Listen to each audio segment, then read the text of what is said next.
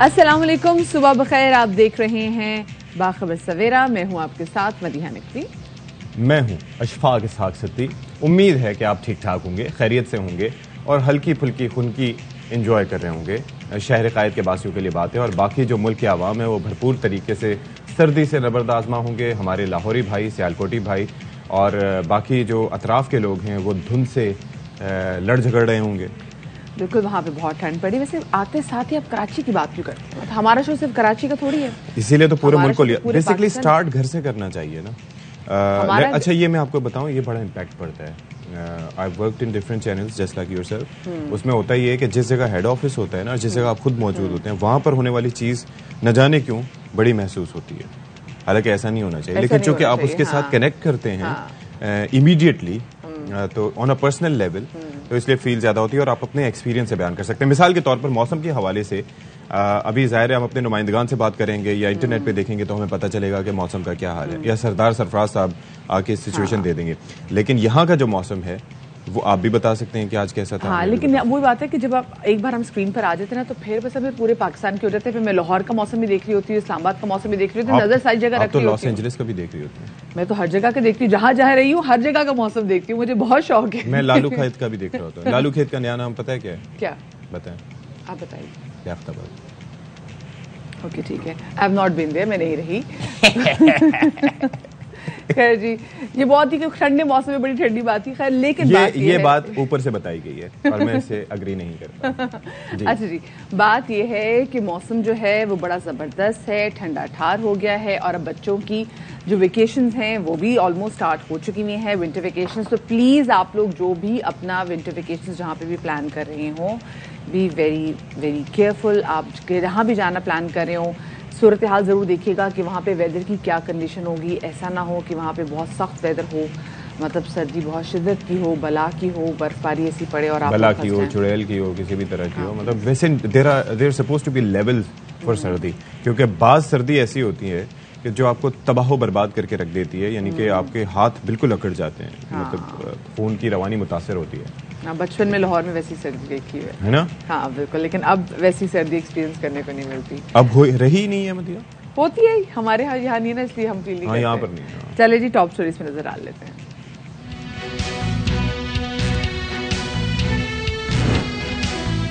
پنجاب میں سیاسی محاذرائی شدید ہو گئی. گورنر پنجاب نے اسپیکر پنجاب اسمبلی کی رولنگ مسترد کر دی.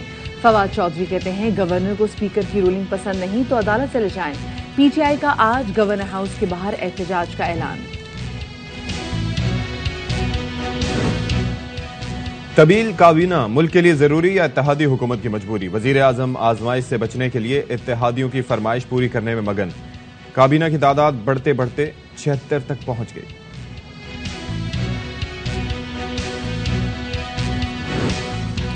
اور رمیز راجہ کی چھٹی، پی سی بی کا راجہ تبدیل کر دیا گیا. نجم سیٹھی کو دوبارہ چیئرمین پی سی بی کی سیٹ مل گئی. وزیر اعظم شہباز شریف نے منظوری دے دی.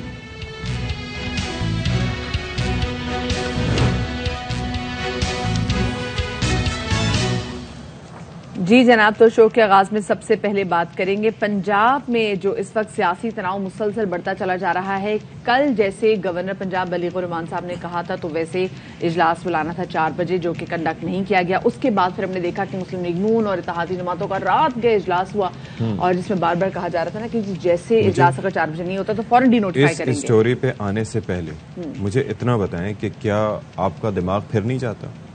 مطلب میرا تو دماغ پھر جاتا ہے ملک میں جتنا کچھ ہو رہا ہے. معیشت تباہی کے دہانے پہ ہے. اچھا، سیاست کی کوئی سمت نظر نہیں آ رہی. آڈیو لیکس کا پھر سے باز گشت ہے. ٹھیک ہے، وہ ہر دن مطلب وہ فیکٹری کہیں بھی کام کرنا نہیں چھوڑتی. تو پھر اس کے بعد سیاستدانوں کی ترجیحات کا پتہ نہیں. پنجاب اسمبلی کا پہلے جو ایک بھیانک ڈرامہ ہوا تھا وہ لگتا یہ ہے کہ جی بالکل ایسا لگتا ہے کہ دوبارہ ریپیٹ ہوگا. اور اسپیسیفکلی ستی آج تو کیونکہ جو پاکستان تحریک انصاف نے فیصلہ کیا ہے کہ وہ آج 5 بجے گورنر ہاؤس کے باہر جا کے احتجاج کریں گے اور پھر وہاں پر عمران خان صاحب ویڈیو لنک کے تھرو اپنے کارکنوں سے خطاب بھی کریں گے. تو یہاں پر لگ رہا ہے کہ ہو سکتا ہے وہاں پر حالات تھوڑے بہت جو ہیں وہ کشیدہ ہو سکتے ہیں. لیکن اسی وجہ سے وہاں پر رینجرز اور ایف سی بھی آج کال آؤٹ کر لی گئی ہے کہ وفاقی حکومت کی جانب سے. سو اللہ کرے جی حالات بہتر ہو. لیکن کل ستی جب یہ بار بار ہم دیکھ رہے تھے، رانا ثناء اللہ صاحب بھی کہہ رہے تھے کہ 4 بجے اگر اجلاس نہیں ہوا تو ڈی نوٹیفائی کر دیں گے وزیر اعلیٰ پرویز الہی کو. لیکن ویسا نہیں, الٹا رات گئے جا کے پھر اجلاس ہوا جس میں بات کہی گئی کہ جی اس آپشن پہ غور کر رہے ہیں کہ ہم ان کو ڈی نوٹیفائی کریں. لیکن بہرحال اب وہ یہ سمجھتے ہیں کہ عطا تارڑ صاحب اور نون لیگی رہنما کہ پرویز الہی آئینی طور پر اب وزیر اعلیٰ پنجاب نہیں رہے. تو ذرا سنیے کیا کہنا ہے ان کا. کہ بلائے ہوئے اجلاس میں آپ جب اجلاس ایڈجرن کر دیتے ہیں جمعے تک کیوں کیا؟ ہاں, گورنر نے اعتماد کے ووٹ کا کیوں کہا, اس کی قانونی وجوہات موجود ہیں. نمبر 1, آپ کا ایک سٹنگ وزیر کے ساتھ کھلم کھلا اختلاف ہوتا ہے, بات تلخ کلامی تک پہنچتی ہے, آپ اس کو گیٹ آؤٹ کہہ کے وہاں سے نکال دیتے ہیں. گورنر پنجاب نے میں سمجھتا ہوں بڑی بردباری تحمل مزاجی کا مظاہرہ کیا ہے, اور وہ کوئی بھی غیر آئینی غیر قانونی قدم اٹھانے کو نہ تیار ہے نہ انہوں نے اٹھانا ہے. آج جو لیٹر لکھا اس کا مقصد کیا تھا؟ مقرر کردہ وقت اور مقرر کردہ دن پر وزیر اعلیٰ اعتماد کا ووٹ نہیں لیتے تو ان کو ڈی نوٹیفائی کر دیا جائے. یہ آئین اور قانون کی منشا ہے. اچھا, ہر کوئی اپنے تئیں اپنے اختیارات کا اپنی کی گئی تشریح کے مطابق استعمال کر رہا ہے. اب اسپیکر پنجاب اسمبلی ان کی جانب سے خط لکھا گیا ہے, درخواست کی گئی ہے کس سے؟ صدر مملکت عارف الوی سے کہ گورنر پنجاب کو تبدیل کرتے ہیں. بالکل, انہوں نے کہا ہے کیونکہ جو گورنر پنجاب کا اقدام تھا وہ شدید غیر آئینی تھا تو اس لیے آپ ان کو تبدیل کریں. دوسری جانب بلوغ رحمان صاحب نے انہوں نے بھی کہا ہے کہ جی جو ان کی رولنگ ہے انہوں نے اس کو مسترد کر دیا ہے آئین کی شک 130 کی آگے سے, آرٹیکل آگے 7 شک 7 کے تھرو. انہوں نے کہا جی کہ ہم اس کو مسترد کرتے ہیں اور یہ پابند ہیں کہ یہ ان بائسڈ رہیں, یہ نیوٹرل رہیں اور یہ اپنی کوئی بھی سیاسی وابستگی جس میں ہوتا ہے کہ آپ اس کو شو نہ کریں, which is very important part of the job as well. اب جب آپ اسپیکر ہیں تو آپ کو اسپیکر کو یہ دیکھنا پڑتا ہے نا. سیریسلی ہم اسپیکر قومی اسمبلی سے نہیں ویسے ایکسپیکٹ کرتے, ویسے ایکسپیکٹ یہ کرنا چاہیے. تو اسد کیسر صاحب یاد نہیں آپ کو؟ ہم ایکسپیکٹ یہ کرنا چاہیے کہ وہ ان بائسڈ ہو. اچھا, یہ ایکسپیکٹ کرنا چاہیے. ٹھیک ہے, یہ آئین میں یہ لکھا ہوا ہے. اوکے, یہ آئین میں لکھا ہوا ہے. آئین میں اس چیز کی بالکل اجازت نہیں ہے کہ آپ بائسڈ ہو کے رہیں. اوکے, ٹھیک ہے. تو بہرحال رانا ثناء اللہ صاحب یہ موقف رکھتے ہیں جو کہ وفاقی وزیر داخلہ ہیں. کہتے ہیں کہ آئین بڑا واضح ہے جس کے تحت وزیر اعلیٰ کو ایک اور موقع نہیں دیا جا سکتا. اگر آئین کی راہ میں رکاوٹ ڈالی گئی اور گورنر کے اختیار سے مزاحمت کی گئی تو گورنر راج لگ سکتا ہے. ہمارے پاس یہ آپشن بھی موجود ہے.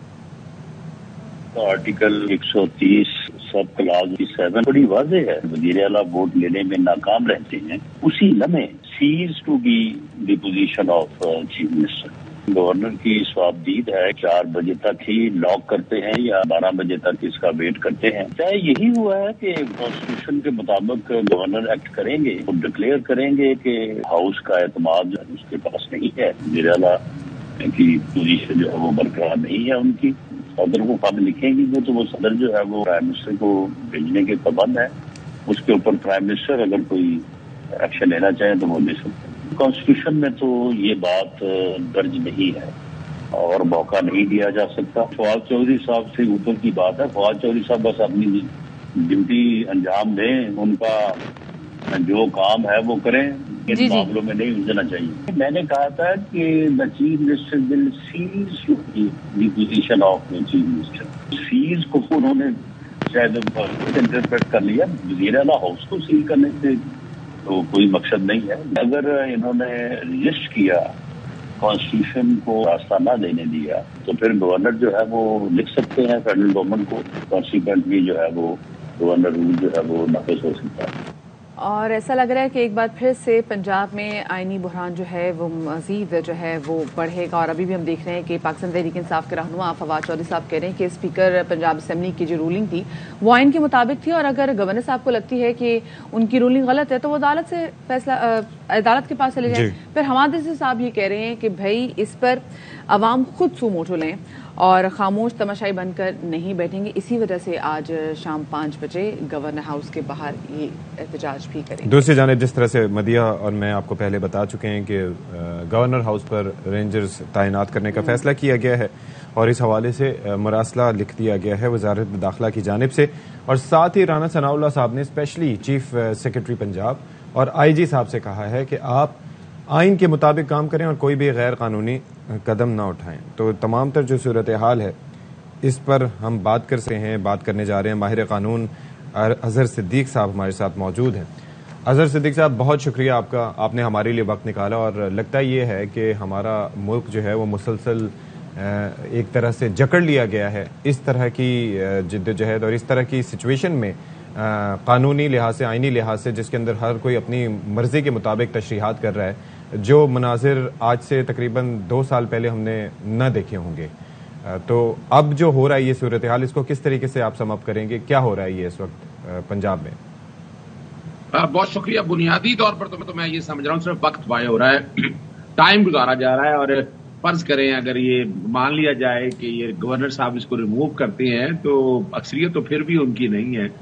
میں اصل کہانی کی طرف آپ کو آتا ہوں. وہ سمجھنا ہے آئین کا, منظور بٹو کے کیس میں کئی چیزیں اس وقت طے ہوئی کہ اعتماد کا اگر ووٹ لینا, ریزنیبل ٹائم دینا, اور گورنر کے پاس ایسا اختیار نہیں ہے کہ آپ کے 48 گھنٹوں میں آپ بیٹھ کر اعتماد کا ووٹ لیں. اور آرٹیکل 130 سب آرٹیکل میں آتا کو سن رہا تھا, ہمارے ہاں آئین کا اردو میں, فارسی وغیرہ میں, مختلف زبانوں میں ترجمہ ہونے والا آدمی سمجھ سکے.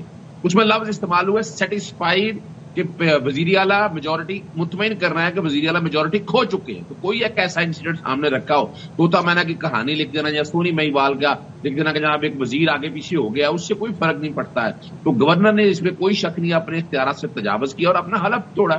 یعنی جہاں اسپیکر کی بات ہوتی ہے سب سے زیادہ ذمہ داری ڈیوٹی ہے. لیکن اظہر صاحب ایک چیز ہے نا کہ وہ جس آئین کے آرٹیکل 130 اس کی کلاس 7 کا آپ تذکرہ کر رہے ہیں, اس کے اندر گورنر کی ثوابدید پہ رکھا گیا معاملہ. مسئلہ دراصل یہ ہے کہ آپ یہ دیکھیں, آپ یہاں پر بڑی سمپلی کہہ رہے ہیں, اور ہم بھی یہ چیز سمجھتے ہیں کہ جی آئین لکھا ہوا ہے, میں بھی پڑھ سکتا ہوں, آپ بھی پڑھ سکتے ہیں, آپ ماہر قانون ہیں تو آپ کی سمجھ ظاہر ہے زیادہ ہے, لیکن یہ اتنا سمپل ہونا چاہیے, اتنا سمپلیفائڈ ہونا چاہیے کہ عام آدمی بھی سمجھ سکے. لیکن یہاں پر تشریحات کرتی ہیں عدالتیں, تو دیٹ مینس کہ کچھ تو ایسا ہے جو کہ وہاں پر موجود ہے جو کہ عام آدمی کو سمجھ نہیں آتا.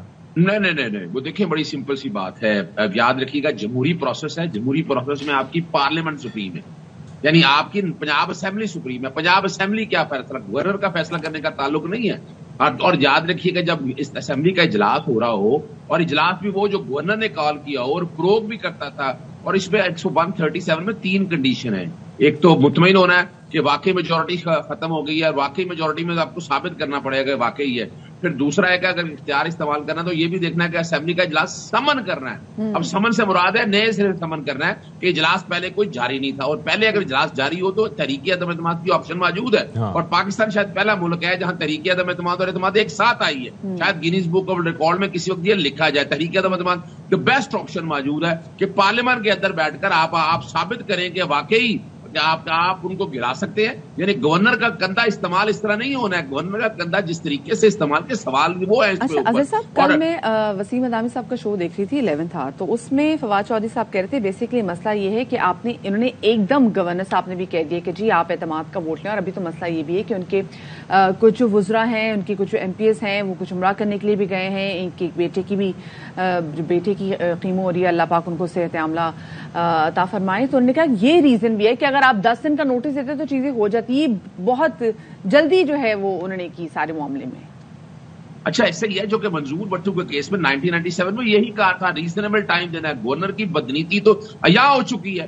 میں نے گورنر کو دیکھے نا, اسپیکر نے تو لکھ دیا صدر پاکستان کو, صدر پاکستان کا آئین کے آرٹیکل 101 کے تحت اختیار موجود ہے جو کہ صدر نے گورنر کو فائنل کرا. وہ ایک علیحدہ بات ہے کہ اب انٹرپریٹیشن آ گئی ہے کہ کابینہ نے کہنا ہے, وہ سیپریٹ ہے. میں بھی لیٹر لکھ رہا ہوں صدر پاکستان کو, گورنر کو ریموو کرنے کے 3 وجہ ہیں کہ گورنر نے اپنے آئینی اختیارات استعمال غلط کیے ہیں, آرٹیکل 4 اور 5 کی خلاف ورزی کی ہے, اپنے حلف کو توڑا. یہاں دیکھیں, یہاں پہلے ہی بہت اپنے ملک میں پولیٹیکل کیوس ہے. ایسا کیا ہے, یعنی یا تو میجورٹی نہ ہو, اور آرٹیکل 63 کا فیصلہ آ چکا ہے کہ آپ ڈیفیکشن نہیں کر سکتے, یا تو آپ منحرف ہو سکتے ہیں. یعنی آج فرض کریں آپ گرا بھی دیں. اچھا, اور کمال کی بات ہے, بڑی باتیں ہو رہی تھی, ٹیک اوور کرنا ہے, ڈی نوٹیفائی کرنا ہے, کیا کر لیا. اگر وہ جو بھی یہ کریں گے کل ان کے گلے یہ پڑنا ہے, تو یہ تو صرف اور صرف ایک پولیٹیکل گیمکس ہے کہ کسی نہ کسی طرح سے ایسے حالات بنائے جائیں یہ, اور یہ اسمبلیاں جو اعلان کیا گیا 23 کو ڈیزالو نہ کریں, وہ جو مرضی آپ کر لیں. سر اس کے اندر چکر سیدھا سا یہ ہے جو کہ سیاسی زبان میں یا عام فہم زبان میں جو کہ عام آدمی سمجھتا ہے کہ چکر صرف اتنا ہے کہ گورنر صاحب اگر عدم اعتماد کی بات کرتے ہیں, ووٹ لینے کی بات کرتے ہیں, تو بندے پورے کرنے ہیں پرویز الہی صاحب نے, جبکہ دوسری صورت میں تحریک کی صورت میں بندے پورے کرنے اگلوں اپوزیشن نے. تو it is as simple as that.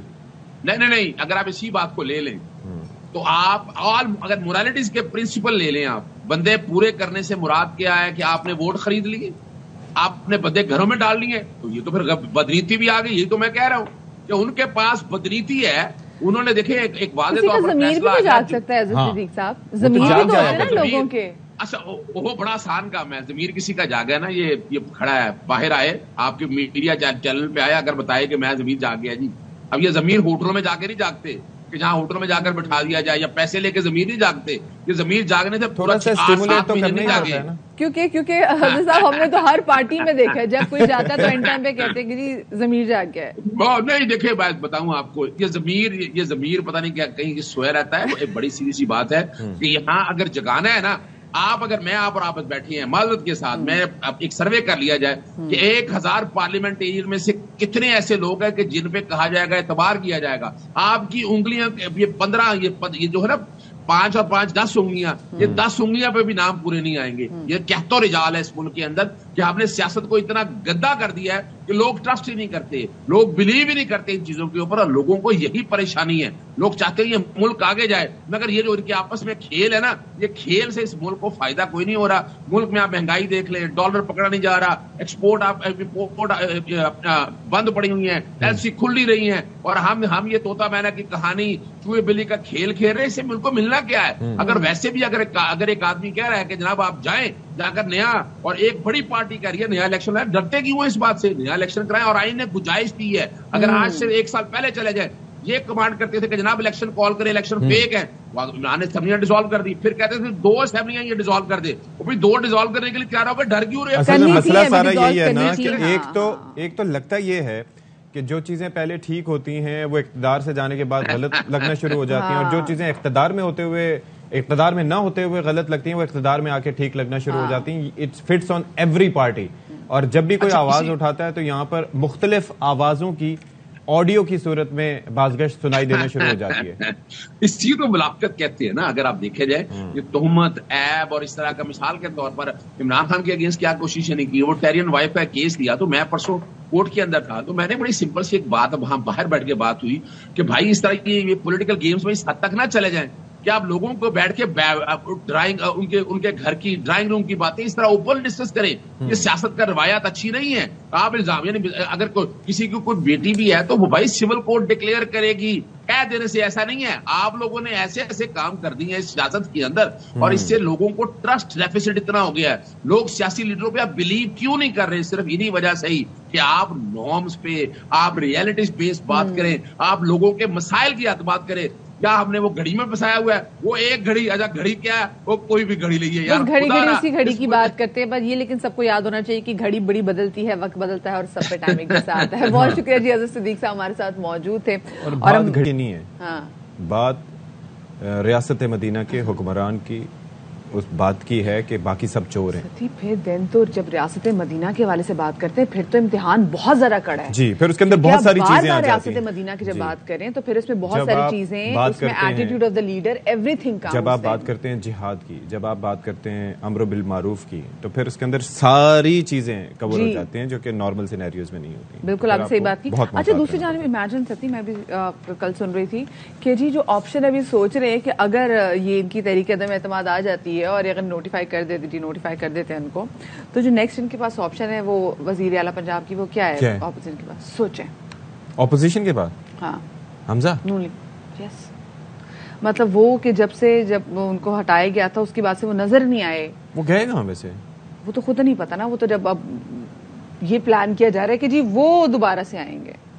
خیر یہاں پر اس طرح سے چیزیں ہوتی رہتی ہیں. مطلب یہی آپشن بچی ہے. نہیں, یہ آپشن کی آپ کیا بات کریں, مطلب اس طرح کے آپشنز آتے رہتے ہیں. بزدار صاحب کہاں ہیں آج کل؟ دا وسیم اکرم پلس. بزدار صاحب کہتے ہیں کہ میں لوگوں کو جواب نہیں دوں گا. ٹھیک ہے. شہزاد اکبر صاحب کہاں ہیں؟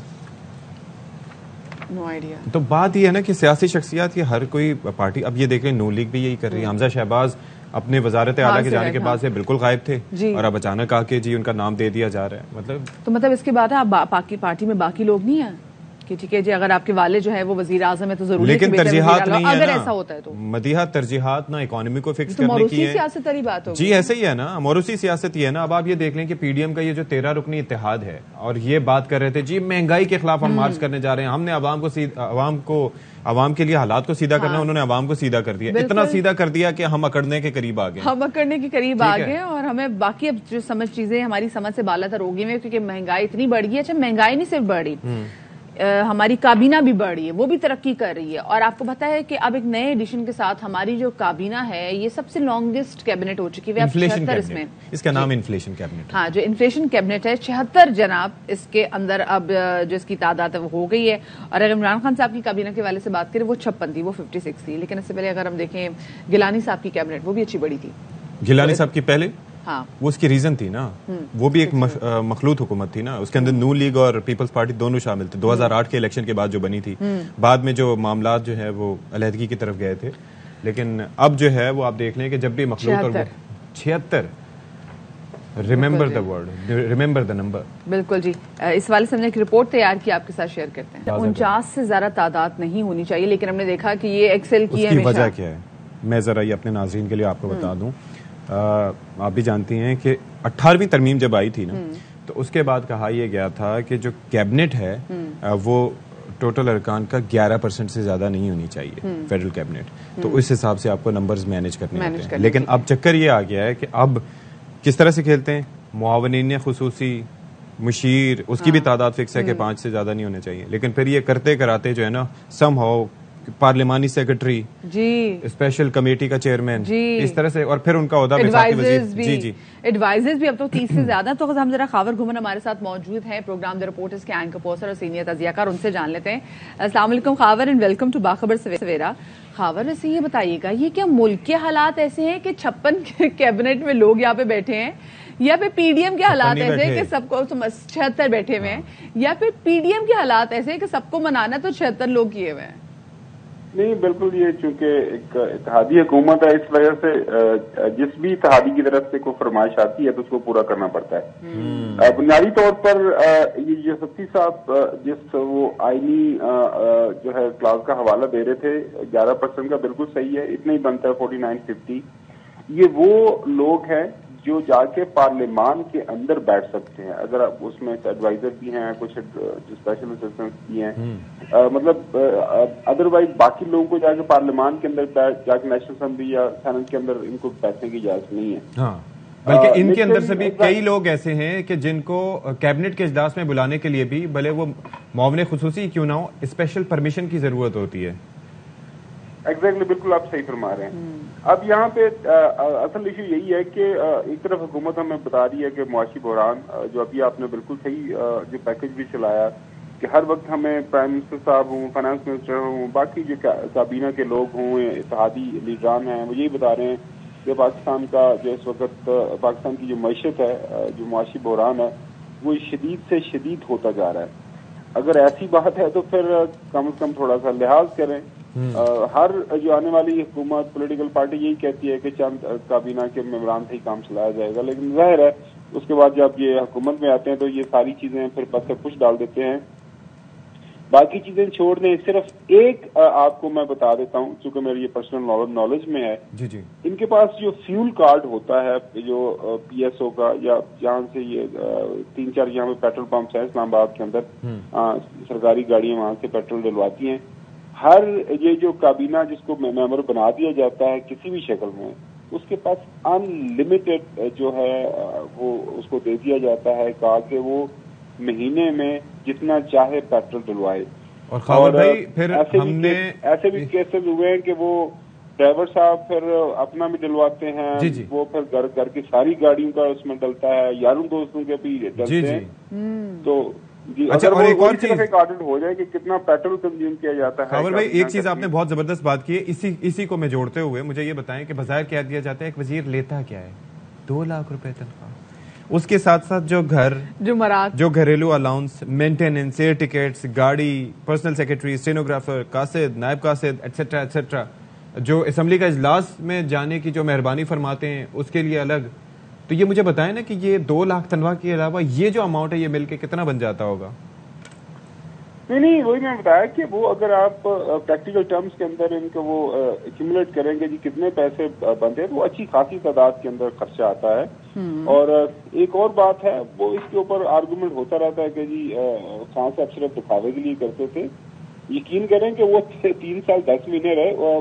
کابینہ کی میٹنگز ہوں پرائم منسٹر آفس کے اندر ویسے جب بھی کوئی سیٹنگز ہوتی تھی میڈیا کو بلایا جاتا تھا. وہ پانی پوچھ لیں تو بڑی بات ہے. وہ ساری کی ساری انہوں نے آپ کو پتا وہاں پہ اس وقت یہ ڈسکریشنری گرانٹس وہ بھی ان لمیٹڈ ایک فنڈ اس کی پرائم منسٹر کی ڈسپوزل پر ہوتا ہے وہ ختم کر دیا گیا تھا. لیکن اب وہ جناب جب بھی میٹنگ ہوتی ہے پرائم منسٹر آفس کے اندر جو بھی بلایا جاتا ہے تو وہاں پہ 5 کورس میل چل رہا ہوتا ہے. وہاں پہ یہ ڈسکریشنری گرانٹس اتنا وقت ہوتا ہے کہ 5 کورس میل بیٹھ کے انجوائے بھی کر سکے Khawar? Do they have that much time? میں 1-2 دفعہ خود جا چکا ہوں تو میں اپنا پرسنل ایکسپیرینس بتا دوں. لاسٹ ٹائم جب یہ موجودہ حکومت آئی تھی ایک افطاری پہ میں بھی گیا تھا. میں چونکہ ذاتی آپ کو تجربہ بتا رہا ہوں تو وہ آتا ہے بیٹھ کے آرام سے. دیکھیں میری بات سنیں, سوچنے کا موقع ملتا ہے. دیکھیں اچھا کھانا پیٹ میں نہیں ہوگا تو کیسے سوچیں گے غریبوں کے بارے میں؟ تو یہ خاور نے ہم سے اپنا ذاتی ایکسپیرینس بھی شیئر کیا. بہت شکریہ جی. اچھا ویسے مراد کی بات سے یاد ہے آپ کو پتا ہے ابھی تک کچھ تو پرانے وزراء ابھی تک مراد لے رہے ہیں. فواد چودھری صاحب still in minister on clue. اچھا گھر نہیں چھوڑا ابھی تک؟ نہیں, اٹس بین مور دین. پہلے تو کہہ رہے تھے نا کہ چلو بھی ٹائم لگتا ہے 3-4 مہینے لگ جاتے ہیں آپ کو جگہ, بٹ اٹس بین 8 months. لیکن ایک چیز یہ ہے کہ انہوں نے نہیں چھوڑا تو انہوں نے چھوڑ دیا. کنہوں نے؟ یہ جو ابھی ہیں حکومت میں. بھائی تو نوٹس تو جاتے ہیں نا. اب وہ کہتے ہیں نوٹس بھی ملیا ککھ نہ لیا. ہاں وہی والی چیز سچویشن ہے. کیوں میں سونے آدھا گلا کرا میں لکھواری بسم اللہ کرا کچھ ایسی سچویشن ہے. ایک چھوٹی سی بریک کے بعد ملتے ہیں.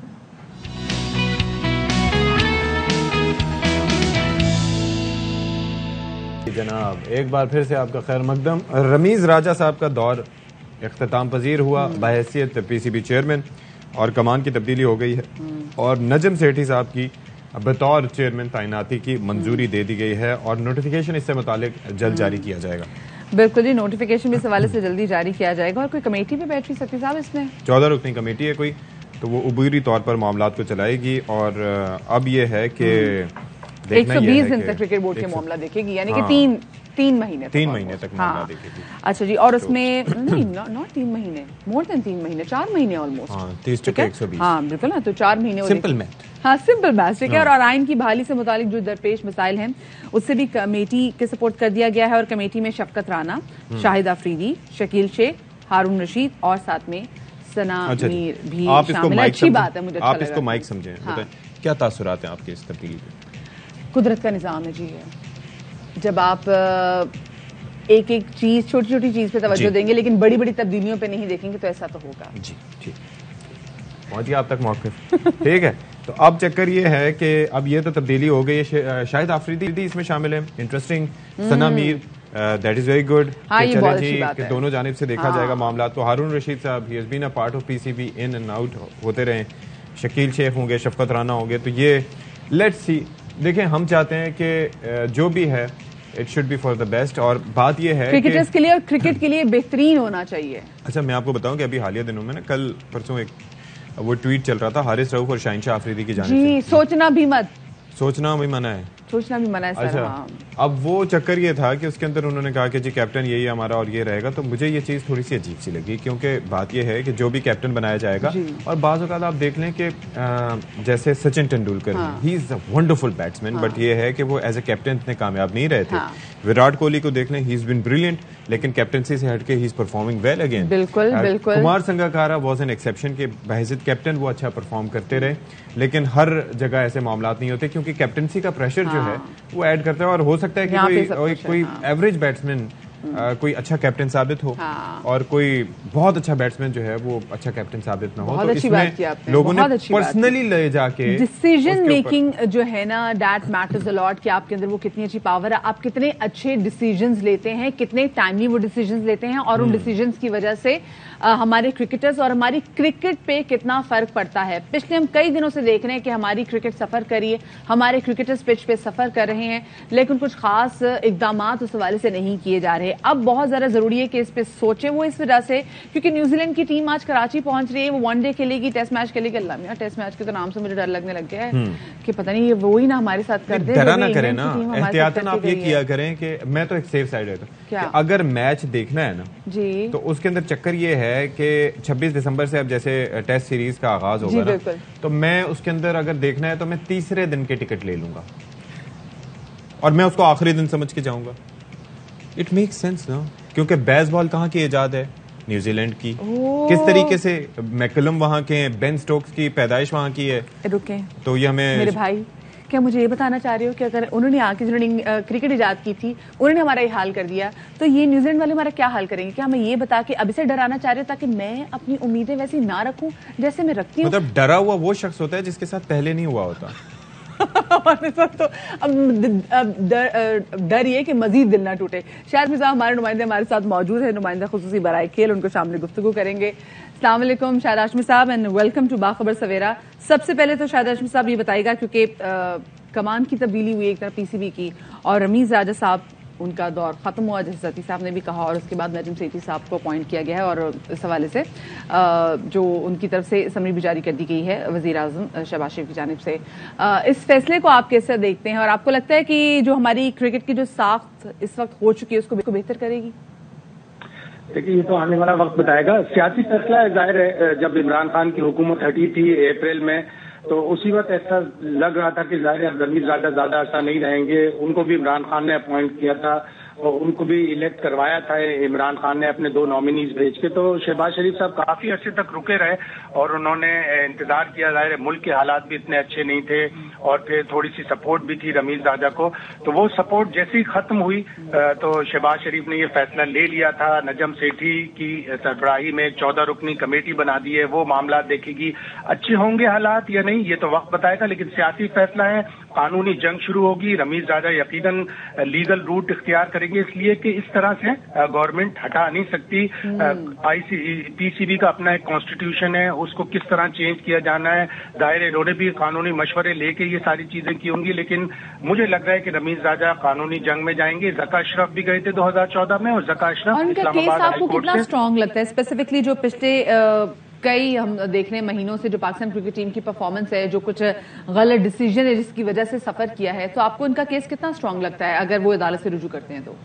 دیکھیں المیہ یہ کہ ہم لوگ کرکٹ ٹیم کی پرفارمنس پہ کرکٹ بورڈ کی کارکردگی کو جانچتے ہیں, جو غلط طریقہ ہے. پوری دنیا میں کہیں ایسا نہیں ہوتا, پاکستان میں ہی ہوتا ہے, لیکن بڑا سیاسی فیصلہ ہوتا ہے. جو بھی کرکٹ بورڈ کا چیئرمین یا جو بھی کرکٹ بورڈ کی باغ دوڑ سنبھالتا ہے وہ سیاسی تقرری ہوتی ہے. تو قانونی جنگ تو چلے گی.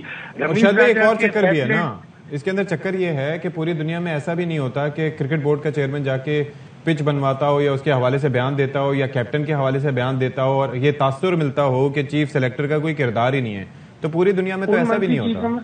ان منفی چیزوں میں جو رمیز راجہ کے دور میں ہوئی پچ سب سے بڑا معاملہ تھا. ایسا نہیں تھا کہ پاکستان میں پچیں اچھی نہیں بنتی. پاکستان نے ٹیسٹ کرکٹ ریوائیو ہوا تو سری لنکا کو شکست دی, جنوبی افریقہ کو شکست دی, بنگلہ دیش کو شکست دی, لیکن ایک دم سے ہم آسٹریلیا سے ڈر گئے, ہم انگلینڈ سے ڈر گئے, ہم نے فلیٹ پچیں بنانا شروع کر دی. یہی پنڈی کی پچ, اس پہ ہم نے بنگلہ دیش کو بھی ہرایا, اس پہ ہم نے جنوبی افریقہ جیسی اسٹرانگ ٹیم کو ہرایا. ہم بھول گئے کہ ہماری اسٹرینتھ کیا ہے. ہم چلے گئے کہ ہم فلیٹ پچیں بنا کر سامنے والی بالنگ اٹیک کو نلیفائی کر دیں, بلنٹ کر دیں, تو وہ غلط تھا. لیکن اس میں اچھے فیصلے نہیں چھپنے چاہیے. کرکٹرز کے 192 جو فرسٹ کلاس کرکٹرز ہیں ان کے پیسے بڑھے, جو پرانے کرکٹرز تھے ان کی پینشن بڑھی, ایک پاتھ وے کرکٹ بنایا گیا جس میں 100 کرکٹرز کو وظیفہ دیا گیا اور سارا اسپانسرڈ تھا. تو اچھی چیزیں بھی ہوئیں, منفی چیزیں بھی ہوئیں, لیکن ہمیں کارکردگی اوور آل جانچنی چاہیے as neutral, as journalist, as media, not as some one جو کہ سفر ہوئے رمیز راجہ کے دور میں, اور اب جو سفر ہوئے وہی آئے آگے اور اب وہ یہ کلیم کر رہے ہیں کہ سیاہ دور ختم ہو گیا اور نیا دور آئے گا. یہ سب چیزیں ہم پہلے بھی دیکھتے رہے. صحیح وقت کیونکہ مختصر آج نیوزی لینڈ کی ٹیم پہنچ رہی ہے, کن کن چیزوں کا خیال رکھنا چاہیے؟ ویسے تو ہر چیز کا خیال رکھنا چاہیے ہمیں, جو اسپیسیفکلی جو ہماری کرکٹ کی ساخت اس وقت ہے, لیکن کیسے دیکھ رہے ہیں آپ آنے والے دنوں کو؟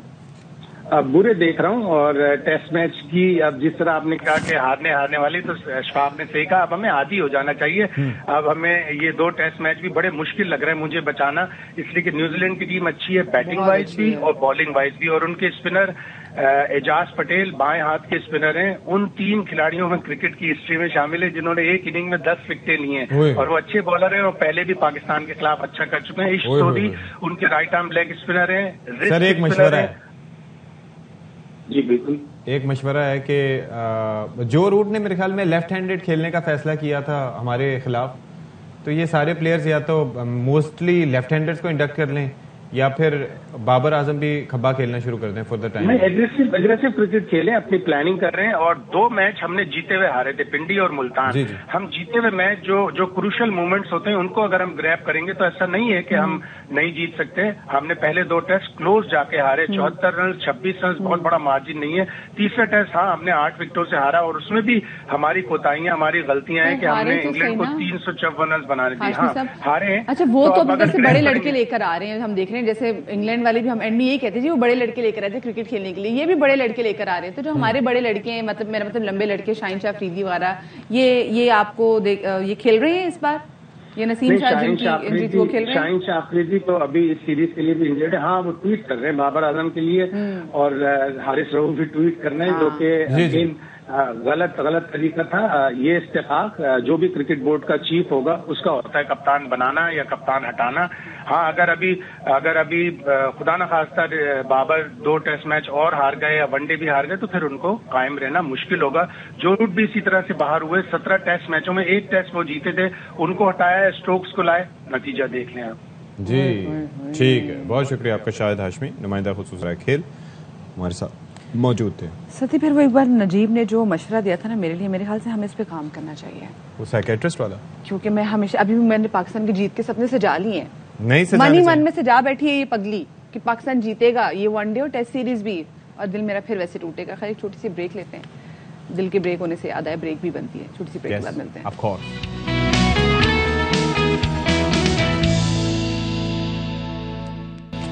जी जनाब, तो सर्दियों की सौगात है ड्राई फ्रूट्स, और ड्राई फ्रूट्स में सबसे सस्ती कौन सी है जो कि हर इंसान को मुयसर होती है? आसानी बताएं। मूंगफली। यस, लेकिन आपको पता है मूंगफली भी अब महंगी होगी, 340 रुपए पाव है जी, वो भी महंगी हो गई है, 120 रुपए की आधा पाव जी, और 100 रुपए की इतनी सी। कसम के पीछे खजूरें पड़ी हुई थी, हो खजूरें, छुआरे, गुड़ भी सब कुछ पड़े हुए थे। लेकिन अब ये कि गुड़ अच्छा यहाँ से नहीं मिलता वैसे, है ना, या मिलता है? नहीं, गुड़ यहाँ से अच्छा नहीं मिलता, गुड़ अच्छा मिलता है स्वाद वाले से अगर आपने मंगवाना हो, अच्छा ठीक है, या फिर आगे आपने पंजाब साइड से मंगवानी हो जहाँ पे, हाँ क्योंकि वहाँ पे जो गुड़ बनता है उसमें सौंफ डलता है, कुछ में जीरा डलते हैं, कुछ में फिर मिक्स नट्स डलते हैं। अच्छा, गुड़ का ग्लाइसेमिक इंडेक्स कम होता है चीनी की निस्बत? अब चीनी को तो हम व्हाइट पॉइजन कहते हैं, लेकिन गुड़ में कुछ बचत मुझे नहीं लगता, क्योंकि वो इतना कॉन्सेंट्रेटेड होता है। अब आप खुद एक जरा वो पी के देखें ना जरा गन्ने का जूस, तो आपको पता चले वो कितना मीठा होता है। अब आप उसको कॉन्सेंट्रेट करके जब बनाएंगे तो उसकी खुद देख लीजिएगा। ऑलराइट जी, छोटी सी ब्रेक लेते हैं।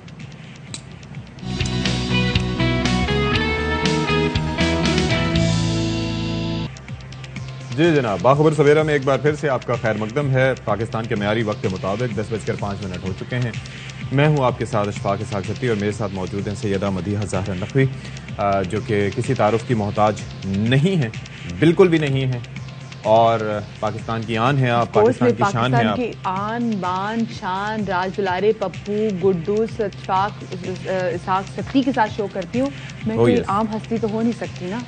हाँ, मेरा मर्तबा जाने के मैं किस अजीम हस्ती के साथ बैठ के सुबह सुबह आपके साथ शो करती हूँ। ओह माय गॉड, हल्की से रजनी सस्ती भी हो गया। हाँ, बहुत ही सस्ती ट्रिक थी ऐसे। वो भी मुझसे नहीं हुई। नहीं मेरे भाई, आई एम विद यू, दोबारा करो। Thank you so much. नहीं अच्छा, दोबारा नीचे, कोई बात नीचे गिर गया तो पाँव नीचे आ गया, फिर क्या करूंगा? कोई बात नहीं, हम दोबारा कर लेंगे, इसमें से कोई मसला नहीं है। मतलब ट्राई करनी होती ना, ट्राई एंड ट्राई अगेन। आज नहीं तो कल हम वैसे पहन लेंगे। अच्छा, वो कोशिशें कुछ हो रही हैं किस चीज की? धड़ों को मिलाने की, तो क्या है वो कहाँ गया मेरा माइक? कौन से धड़ों को मिलाने की? मैं यहाँ पे कौन सी खुसूसी रिपोर्ट है, मुझे बताएं आप। कौन सी खुसूसी रिपोर्ट? आप सिंध में कुछ सियासी धड़ों को मिलाने की कोशिशें हो रही हैं। सिंध में ना बड़ी अजीब चीजें हो रही, मुझे समझ में नहीं आ रही। पहले सती साहब मैं देखती हूँ, स्पेसिफिकली अगर मैं एमक्यूएम की पार्टी के हवाले से बात करूँ, एकदम से हम देखते हैं कि जी पहले कहाँ नसरीन जलील के हवाले से बातें हो रही थी, फिर कहीं आमिर चिश्ती के हवाले से बात भी होती थी कि गवर्नर उनको सिंध लगाया जाएगा, लेकिन उसके बाद फिर हम देखते हैं कि आ जाते हैं, ठीक है, वो आ जाते हैं, और फिर उसके बाद जब वो आते हैं तो फिर एक अच्छी इमेज बिल्डिंग पे भी काम शुरू हो जाता है। फिर उसके बाद وہ ہر ایک سے ملاقات بھی کرنا شروع کرتے ہیں کامران ٹیسوری صاحب. پھر اس کے بعد وہ کوشش کرتے ہیں اور وہ کر رہے ہیں کہ وہ کسی طریقے سے مصطفیٰ کمال اور ساتھ میں فاروق ستار صاحب ان کو اور باقی جو دھڑے ہیں ان کو ملانے کی کوشش کریں, which is good. ہاں. لیکن مستقل مجھے بتائیں, جب فاروق ستار صاحب ان کو لے کر آ رہے تھے تب کیوں اتنا مسئلہ ہو رہا تھا؟ تو تب بھی مان لیتے. خیر ابھی بھی سرپرائز ہی تھا, لیکن خیر چلے جی. فاروق ستار صاحب نے ابھی سے جوائن کر لیا, ان سے بات بھی کریں گے اس حوالے سے, لیکن پہلے ٹاپ اسٹوریز ہے نا. Top stories.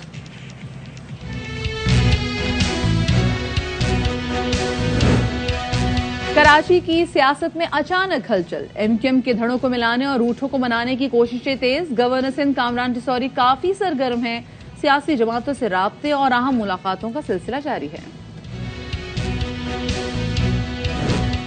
Pakistani body builder کا شاندار کارنامہ. رمیز ابراہیم بینکاک میں 3 گولڈ میڈل حاصل کرنے والے پہلے پاکستانی باڈی بلڈر بن گئے. یہ باصلاحیت نوجوان ہیں آج باخبر سویرا کے مہمان. اور سدا بہار گیت انوکھا لاڈلا کھیلن کو مانگے چاند سے شہرت حاصل کرنے والی معروف گلوکارہ بلقیس خانم انتقال کر گئیں. نماز جنازہ آج بعد نماز مغرب ادا کی جائے گی.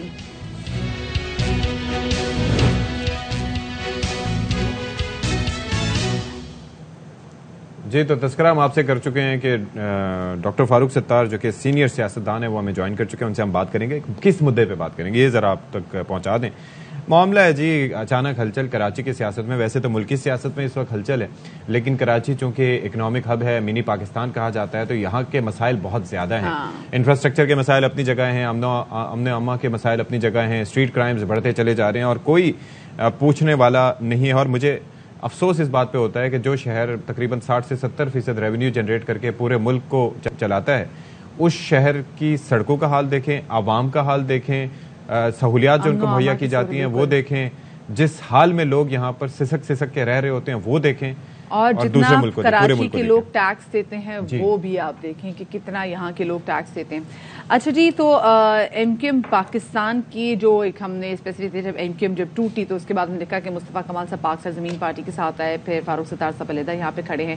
تو کامران ٹیسوری صاحب جو کہ اب گورنر سندھ ہیں اور M Q M Pakistan Sindh کا تعلق ہے, وہ کوشش کر رہے ہیں کہ جو روٹے ہوئے ان کو منا لیں. یعنی کہ ان کی ملاقات ہوئی ہے, جنیز قائم خانی کے ساتھ تھے, ہم نے دیکھا جب ان کی مصطفیٰ کمال سے ملاقات ہوئی ہے, اور اس کے بعد ان کی فاروق ستار صاحب سے ملاقات ہوئی ہے. وہ کوششیں کر رہے ہیں کہ جی آپس میں جو روٹے لوگ ان کو منائیں, یعنی کہ تمام طرح جو ایکسس ہے ان کو ساتھ ملا کے بیٹھیں. اور یہ کہہ رہے ہیں کامران ٹیسوری صاحب کہ مجھے یقین دلایا ہے مصطفیٰ کمال نے اور فاروق ستار نے کہ اختلافات ختم ہوں گے. کیونکہ فاروق ستار صاحب تو ایسی شخصیت ہیں کہ جو ویسے بھی ایک مل کر چلنے کی بات کرتے ہیں, اور خاص طور پر وہ دوسری جماعتوں کے ساتھ بھی چاہتے ہیں کہ مل کے امن و امان افہام و تفہیم کے ساتھ یہ معاملات چلیں. جی لیکن کمنگ فرام یہ اگر آ جاتی ہے بات ان کی طرف سے مصطفیٰ کمال صاحب کی جانب سے, تو that would be very interesting. اچھا, تو کامران ٹیسوری صاحب نے کیا موقف دیا تھا, پہلے آپ کو دکھاتے ہیں.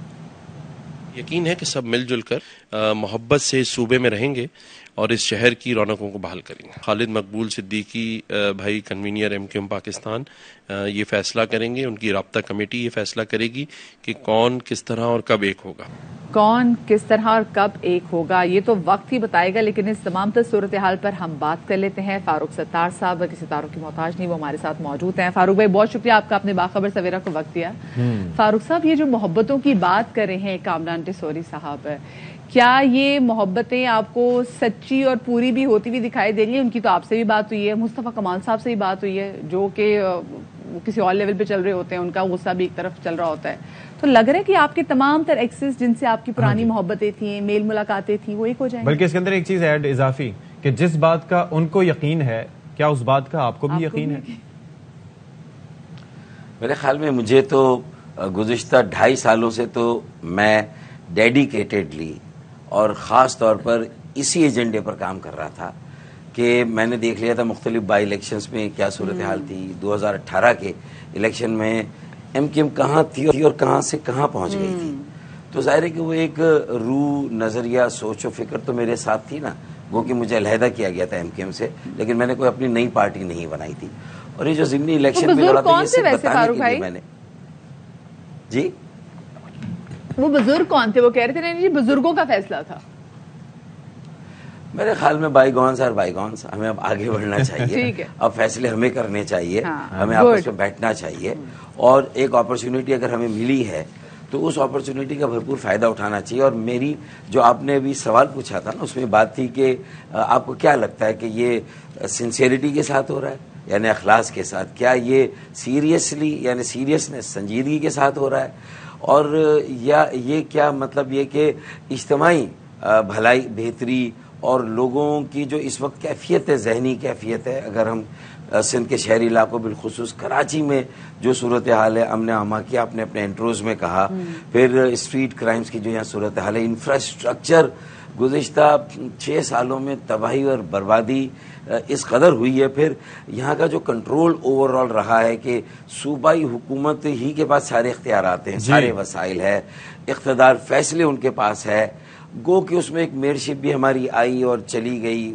میں اس پر بھی بہت زیادہ بات نہیں کروں گا. پی ٹی آئی کے ساتھ 4 سال رہے، اس میں اوور آل کیا پرفارمنس رہی، پھر بائی الیکشن سے ان کے نتائج کیا رہے، ووٹ کس طرح تقسیم ہوئے، اور پھر کس طرح ہماری تقسیم کی وجہ سے لوگوں میں غم و غصہ ہے اور وہ کسی اور طرف دیکھنے لگے ہیں.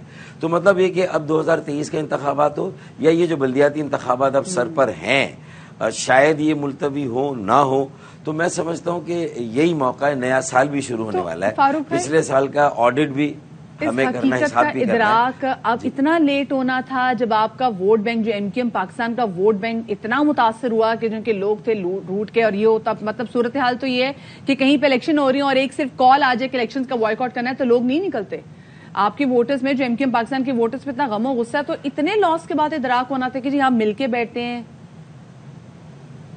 دیکھیے، اگر بائیکاٹ کے اثر کو آپ ظاہر ہے کہ جہاں جوڑ رہی ہیں اور جس سے اس کا تعلق بن رہا ہے، اس کو ہم مطلب یہ ہے کہ اپنے تجزیے میں ہم اس کو رول آؤٹ نہیں کر سکتے.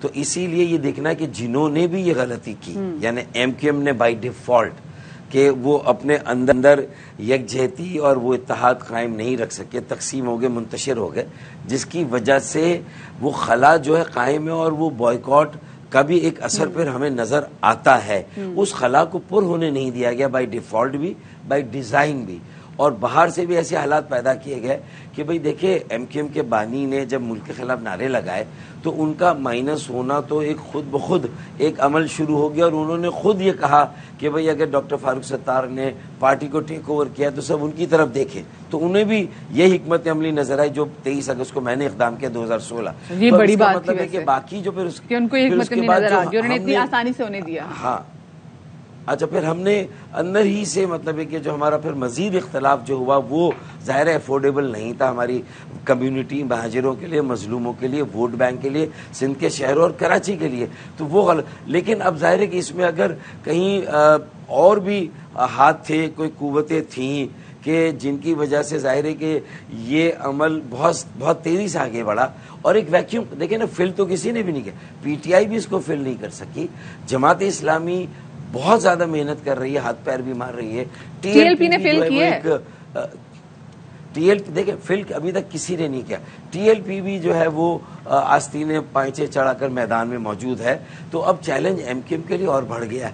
لیکن میں سمجھتا ہوں کہ کرنٹ ایک انرجی، اگر یہ سب دل سے نیک نیت سے، اللہ کرے میری دعا ہے جو آپ نے انٹرو دیا تھا کہ اس میں کوئی پرسنل ایجنڈا کسی کا شامل نہ، اور بہت کلیئرٹی کے ساتھ ہم یہ بھی تو کہیں نا کہ بھائی ہماری اجارہ داری منوپلی نہیں ہے، ہم سب مل کے کیا کرنا چاہتے ہیں، ایک اگلے 10 سال کی قیادت تو ہم لوگوں کے سامنے پیش کریں نا کہ بھئی ہمارے فینس، ہمارے فالوورز، ہمارے ورکرز ایسے ہیں، اتنے نظریاتی ہیں کہ اب وہ پارٹی کی بھی باغ ڈور سنبھالے، تحریک کے نظریے کو بھی آگے لے جائیں، اور شہروں کے عوام کے مسائل حل کرنے کے لیے بھی ان کی تربیت ہو، اور وہ ہمارے ترجمان بھی بنے، میڈیا میں بھی آنے لگے، پریس بریفنگ، پریس کانفرنس کرے، فیصلوں میں بھی ہمارے ساتھ شامل ہو، شریک ہو.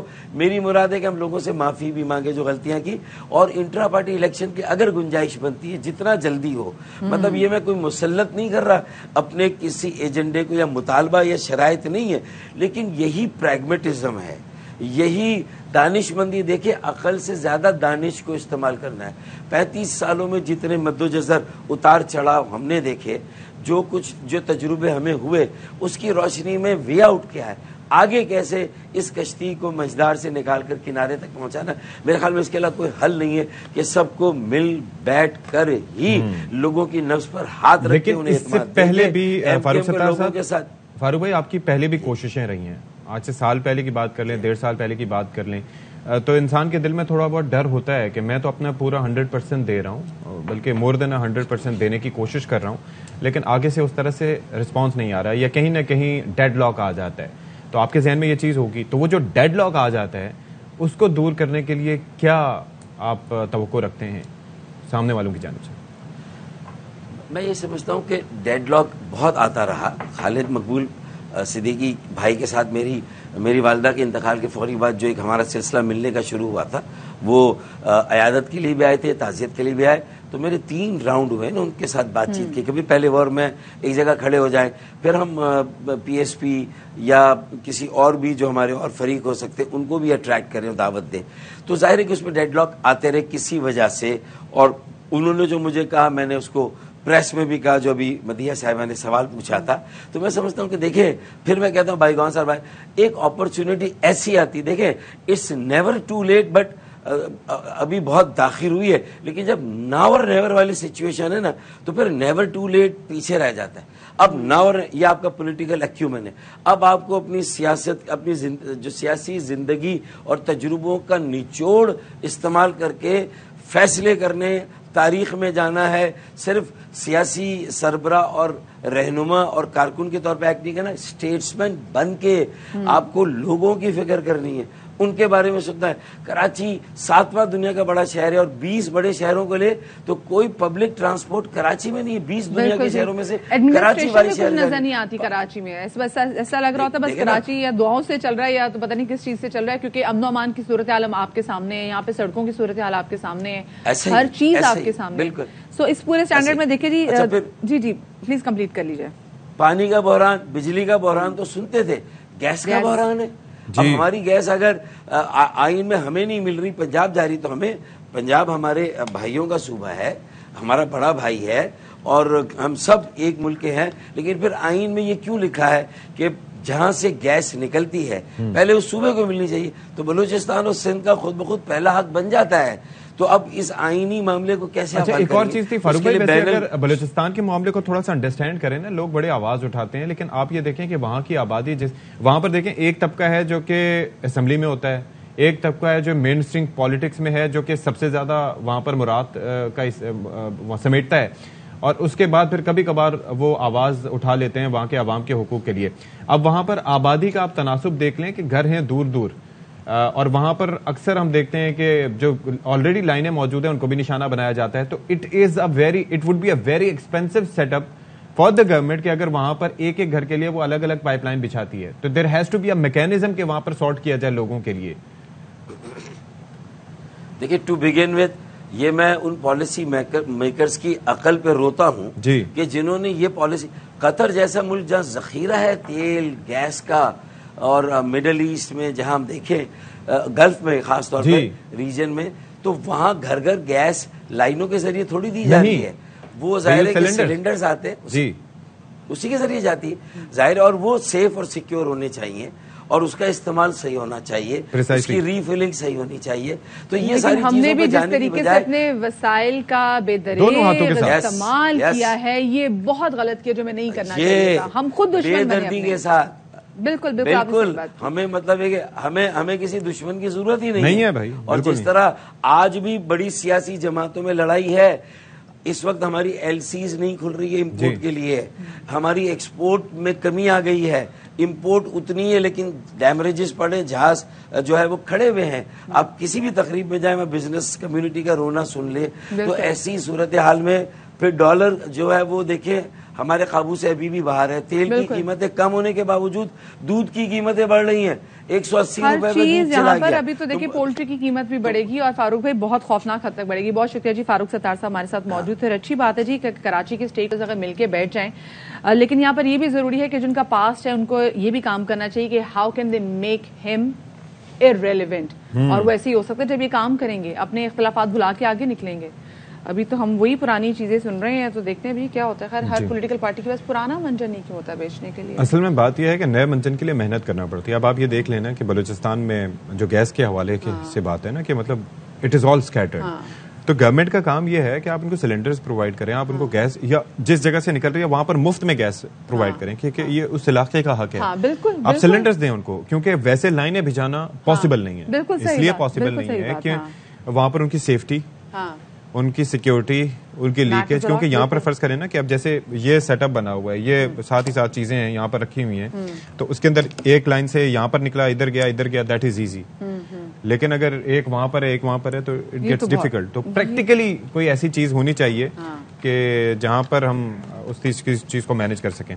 اچھا جی, اب تھوڑا سا صحت عامہ کے حوالے سے بات کریں, بلکہ ایکسٹرا لیول کی صحت کے حوالے سے بات کریں, اور فٹنس کے حوالے سے اگر ہم بات کریں تو رمیز ابراہیم کا نام آپ کے لیے کسی تعارف کا محتاج نہیں ہوگا. ہمارے اسٹوڈیوز میں بھی آتے رہتے ہیں وہ اور ان کی اہلیہ, اور اکثر آپ لوگوں کو فٹنس ٹپس بھی دیتے رہتے ہیں. لیکن اب تو بھائی 3 ورلڈ ٹائٹل جیت لی ہیں رمیز نے, بینکاک جا کے, ہیٹس آف ٹو ہم بھائی. اور بینکاک میں گئے اور وہاں پر جناب مینز فزکس اور اس کے ساتھ ساتھ ورلڈ کلاسک اور مینز 85 کلو گرام کیٹیگری میں گولڈ میڈل حاصل کر کے انہوں نے منفرد کارنامہ انجام دیا ہے. یعنی کہ 3 بالکل ہی. اور یہاں پر ساتھ میں آپ کو یہ بھی بتاتے چلیں کہ آج تک کوئی بھی پاکستانی باڈی بلڈر جو ہے نا وہ ان تینوں کیٹیگریز میں گولڈ میڈل حاصل نہیں کر سکا, but Rameez did it for Pakistan.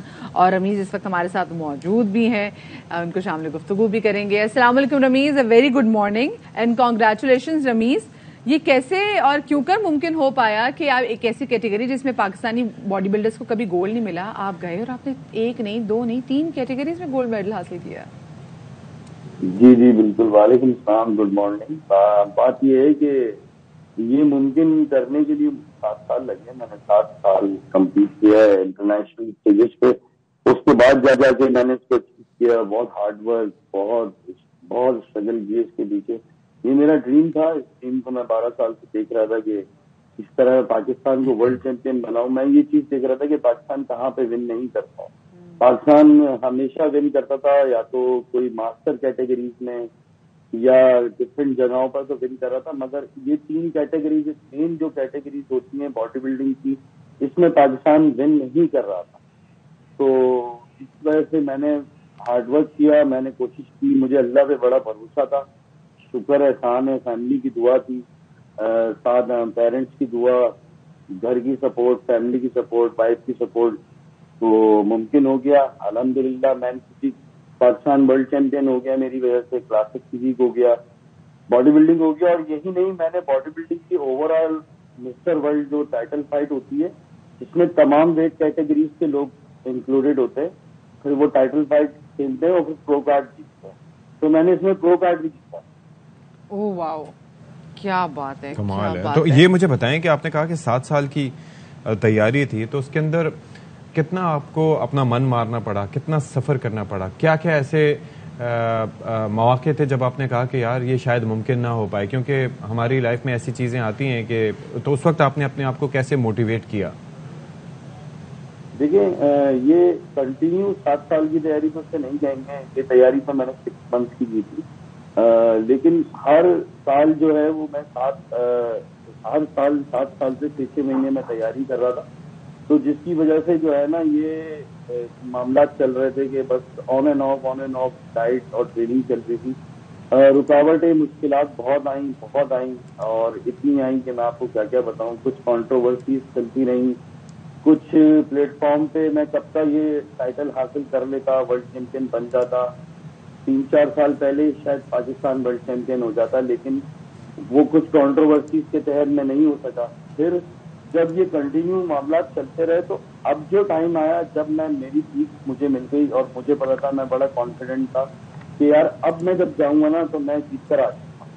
چاہے کوئی بھی کیٹیگری میرے سامنے آ جائے میں لازمی جیتوں گا. میں نے اتنی اچھی تیاری کر دی. تو پھر اس سال مجھے فائنینشیل ایشوز ہو گئے. ظاہر ہے میں کب سے اپنے اوپر انویسٹ کر رہا ہوں, اپنی مدد آپ جائے جا. رمیز, یہ سارا آپ نے جو کیپٹل انویسٹ کیا وہ سارا آپ کا اپنا تھا؟ جی بالکل, ابھی بھی ایسا ہی ہے. میں نے میڈیا پہ بڑی اپیل کی تھی جانے سے پہلے کہ بھائی میں پاکستان کی ہسٹری بنانے جا رہا ہوں, میں بنا دوں گا, آپ مجھ پہ ٹرسٹ کریں. گورنمنٹ کی سپورٹ مانگی, پرائیویٹ سیکٹر سے مانگی, مگر کسی نے میری ہیلپ نہیں کی. مجھے نہیں پتا میں یہاں کیسے آیا.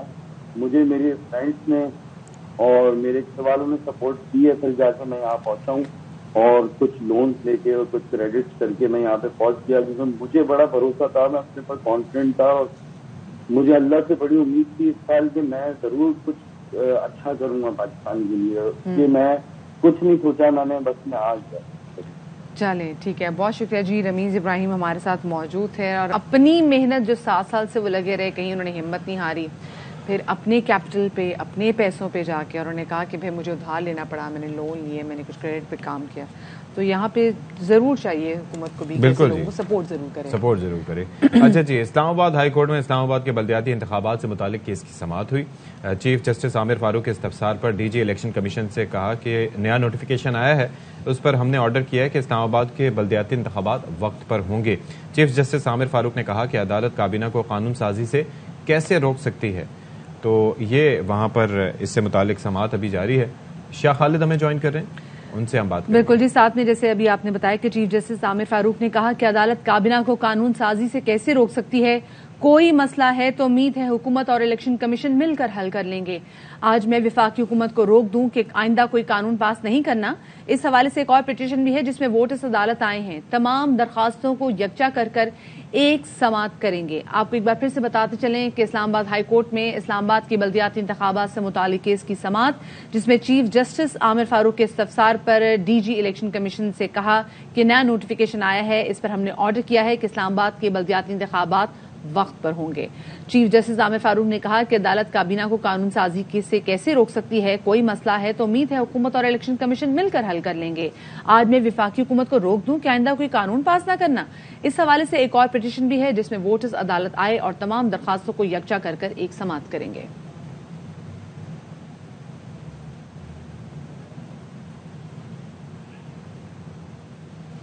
ایک بریک لیتے ہیں، بریک کے بعد دوبارہ حاضر ہوں.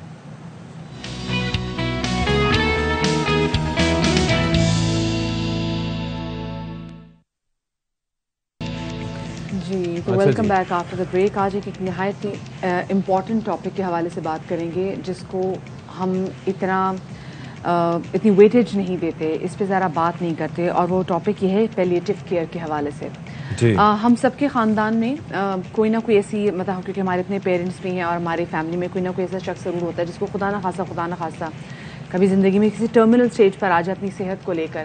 تو اس خبر کو بریک کیسے کرنا ہے to the patient and to the family, یہ بہت زیادہ امپورٹنٹ ہے. نہیں، اور اس سے ہٹ کے بھی ملتی ہے. آپ دیکھیں، میرے والد صاحب بیمار تھے، ان کی طبیعت بہت ناساز تھی اور وہ ہاسپٹلائز تھے، اور ہاسپٹل کے بعد تقریباً 1 مہینے سے زائد وہ ہمارے ساتھ رہے. تو جب وہ ہمارے ساتھ رہے تھے تو اس کے اندر کافی ایسی چیزیں تھیں کہ جن کا ہمیں ان کے ساتھ رہتے ہوئے سیکھنا پڑا.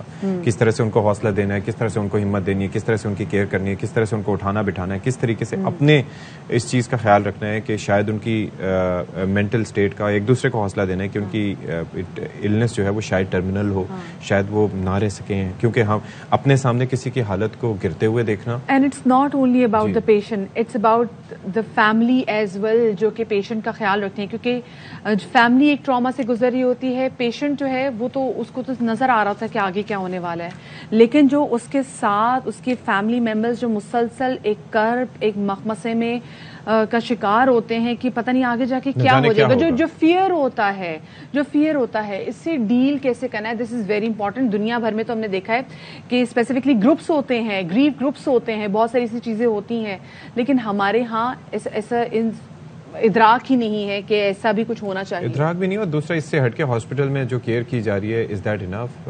ڈاکٹر سے کیا کمیونیکیشن کرنی ہے ہمیں یہ بھی نہیں پتا ہوتا. اور ہمارے یہاں ظاہر ہے کہ خود احتسابی کا عمل بھی بہت کم ہوتا ہے. ہاسپٹل میں مریضوں کو ایٹ ٹائمز نہیں پتا ہوتا کہ کس طریقے سے ان کے پیشنٹ کو ٹریٹ کیا جا رہا ہے. بڑے بڑے ہاسپٹلز میں یہ سچویشن ہے کہ ٹکا سا جواب دے دیا جاتا ہے، اور گھر میں آ کے ظاہر ہے کہ جس طرح سے میں نے تذکرہ کیا کہ ٹرمینل النس ہو یا ایسی النس ہو جس میں صحیح ہونے کی آپ کو کوئی امید نظر نہیں آتی، تو اس کے اندر آپ کی پریشانیاں. پھر اگر عمر زیادہ ہو تو اس میں ایک چکر یہ ہوتا ہے کہ ایک چیز دوسری چیز کے ساتھ اس کا انٹریکشن کس طریقے سے ہے، ایک میڈیسن سے اس کے اثرات کیا پڑ رہے ہیں، مریض کی صحت پہ کیا اثرات، کیونکہ ول پاور بھی کافی کمزور پڑی ہوتی ہے. لیکن وہی بات کہ پیشنٹ بھی اور جو پیشنٹ کی فیملی ہے، ان دونوں کو ساتھ لے کے چلنا ہے. اچھا جی, اس حوالے سے بات کریں گے. ہمارے ساتھ موجود ہیں انڈس فارما اسپتال میں اس موضوع پر ایک سیمینار دل کی باتیں ہوا تھا, جس میں اس طرح کے مریضوں اور پھر جو لواحقین نے بہت سے اپنی ایسی اداس باتیں شیئر کی تھی. وہ پیشنٹ جن کو پتا تھا کہ ان کے لیے اب زندگی بہت مختصر رہ گئی ہے اور وہ چند دنوں کے مہمان ہیں, تو ان کی جو احساسات تھے انہوں نے وہ شیئر کیے تھے. اسٹوڈیو میں موجود ہے ہمارے ساتھ سمیہ قاسمی, جو انڈس ہسپتال میں انٹرنل میڈیسن کی کنسلٹنٹ بھی ہیں. ان سے بھی بات کریں گے. السلام علیکم جی سمیہ, ویلکم ٹو باخبر سویرا. سب سے پہلے تو ہم آپ سے چاہیں گے کہ آپ لوگوں کو بتائیں کہ یہ پیلیٹیو کیئر کتنی زیادہ امپورٹنٹ ہے اور اس کی کتنا ضروری ہے کہ یہ ہو. So first of all, thank you for having me. Palliative care کی جہاں تک بات ہے یا palliative medicine کی بات ہے, it's a concept that is still foreign in Pakistan. کیونکہ although ہم ایک مسلم گھرانے سے تعلق رکھتے ہیں, we have an Islamic background and rich Islamic history, we still think of death as a taboo. We don't talk about it. It's a reality and we need to accept it. یہ بہت عجیب لگ رہا ہوگا کہ as a doctor میں یہاں پر آ کر موت, ڈیتھ کی بات کر رہی ہوں. It is a reality. ہر ایک نے جانا ہے یہاں سے. ڈیتھ کی بات کرنا آسان نہیں ہوتا اور اس کو ایکسیپٹ کرنا تو بہت ہی مشکل ہے. جو چھوڑ کے چلا جاتا ہے اس کے لیے ایک آنے والی زندگی کی ایک ہوپ ہوتی ہے. And obviously our deen also gives us hope, and this is that striving thing for us. لیکن جو پیچھے جو فیملی رہ جاتی ہے اس کے لیے کوپ اپ کرنا گریف سے ایک بہت مشکل کام ہے. And how we can provide that support as a community of doctors or as a community of people for these patients and their families, that needs to be addressed. So coming back to palliative medicine سب سے پہلے ہے کیا چیز؟ پیلیٹیو medicine کو recognise کیا تھا WHO نے back in 1990s.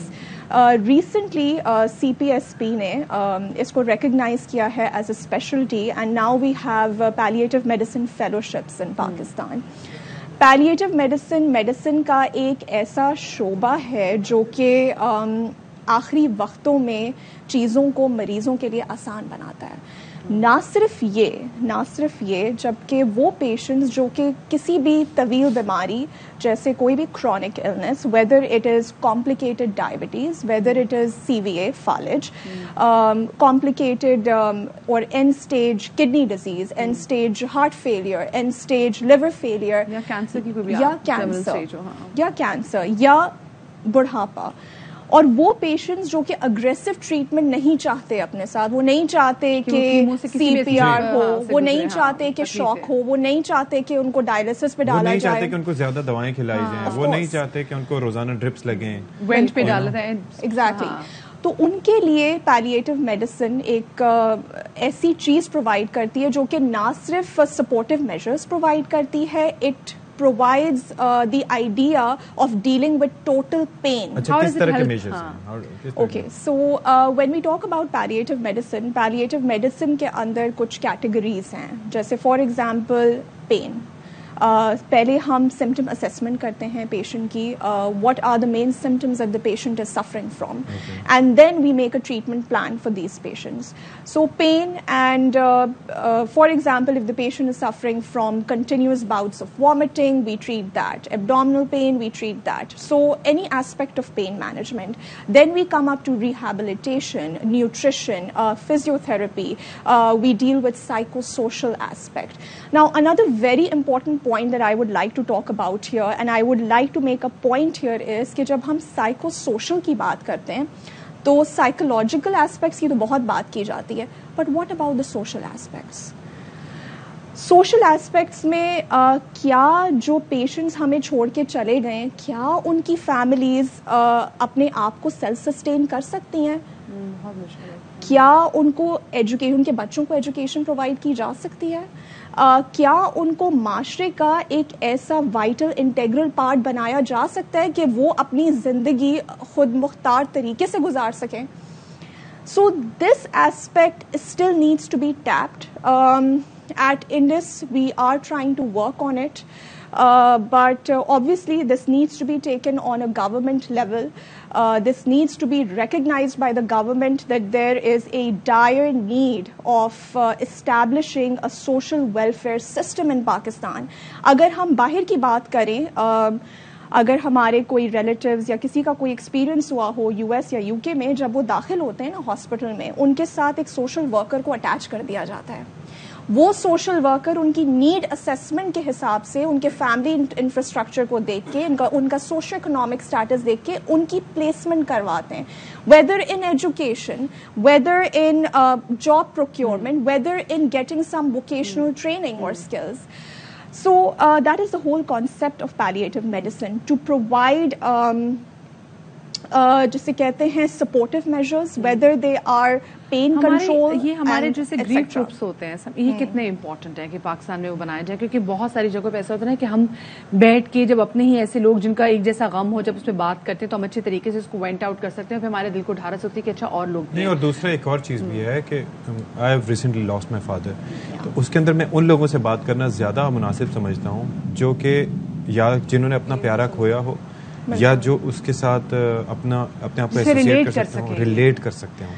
So again, coming back to this very important point that you have mentioned, it is extremely important. एक दूसरे का सहारा बनना, एक दूसरे को support करना, that is humanly, and that is what makes us human. ठीक है. At Indus Hospital, we recently started this initiative of grief and bereavement, a bereavement group जिसमें हमने उन families को invite किया था जिन्होंने अपने loved ones को खोया है, और उन्होंने अपनी experiences को आकर share किया था. उससे हुआ ये था कि जो लोग उस सेशन में उस वक्त इन अटेंडेंस थे, बाद में उन्होंने ये कहा कि we C a way forward, we see hope. हमें ऐसा लगता है कि अगर इनके साथ कुछ हुआ है तो हमारे साथ अगर कुछ बुरा हो रहा है, then it's not the end of the world. लोगों के साथ बहुत कुछ होता है, और हम अकेले नहीं हैं. हम अकेले नहीं हैं. We have other people who have gone through same experience. दूसरी एक चीज है कि मैं ये सोचता हूँ कि इतनी सारी टीवी सीरीज होती हैं, हम उनको just for the sake of fun देखते हैं. आई रिमेंबर 2008-9 या उसके बाद वो ग्रेज एनाटॉमी आया करता था, उसके अंदर you know that was the first time I read about the stages of grief. There are 5 stages, and it starts from denial, you know, anger, denial, and all that. And I'm still going through with that. कि मुझे अंदाज़ा है, लेकिन मुझे पता है कि what are these stages.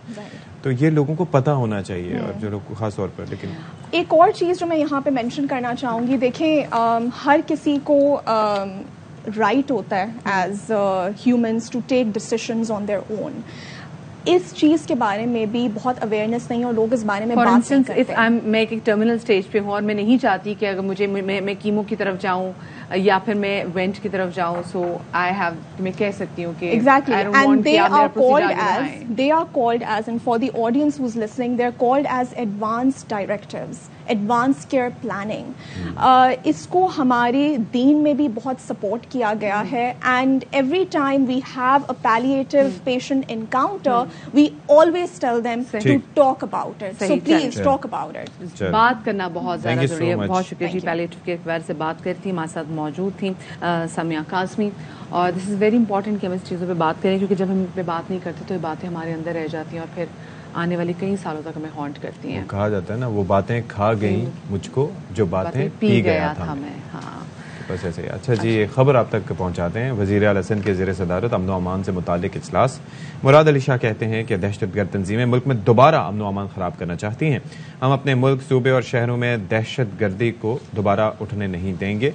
वज़ीर आला सिंध ने इंटेलिजेंस बेस्ड ऑपरेशन तेज़ करने की हिदायत कर दी है. हमारे नुमाइंदे संजय साधवानी भी हमारे साथ मौजूद है, उनसे मज़ीद तफसीलात जान लेते हैं. जी संजय.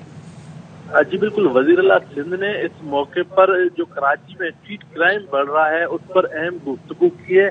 वज़ीर आला सिंध ने इजलास में ये बताया है पुलिस हकाम ने कि दिसंबर के जो महीना है उसमें अब तक 7 अफराद डकैती मज़ामत पर कत्ल हो चुके हैं, जिसके बाद इस इजलास में मौजूद तमाम पुलिस और आला हकाम और से वज़ीर आला सिंध की जानिब से ये फैसला किया गया है कि स्ट्रीट क्रिमिनल्स के खिलाफ एक सख्त ऑपरेशन किया जाएगा. 15 रोज के अंदर इस ऑपरेशन का आगाज किया जाएगा. वज़ीर आला सिंध की जानिब से डीजी रेंजर्स और आईजी पुलिस को पेट्रोलिंग बढ़ाने की हिदायत की गई है, और साथ ही साथ ये हिदायत की गई है कि जहां पर स्ट्रीट क्रिमिनल ज्यादा रहते हैं या ज्यादा मुतहरिक हैं ان علاقوں میں سخت ٹارگیٹڈ آپریشن کیا جائے. میں نہیں چاہتا کہ اس قسم کے واقعات ہوں جو دسمبر کا ابھی 20-22 دن نہیں ہوئے اور اس دوران 7 افراد مزاحمت پر قتل ہوئے. تو اسٹریٹ کرمنلز کے حوالے سے اہم کارروائی کا فیصلہ کیا کا ہدایت دی گئی ہے. اس کے علاوہ وزیر اعلیٰ سندھ نے یہ بھی کہا ہے کہ جو غیر ملکی ہیں وہ بغیر ویزا کے اور غیر قانونی رستوں کے ذریعے جو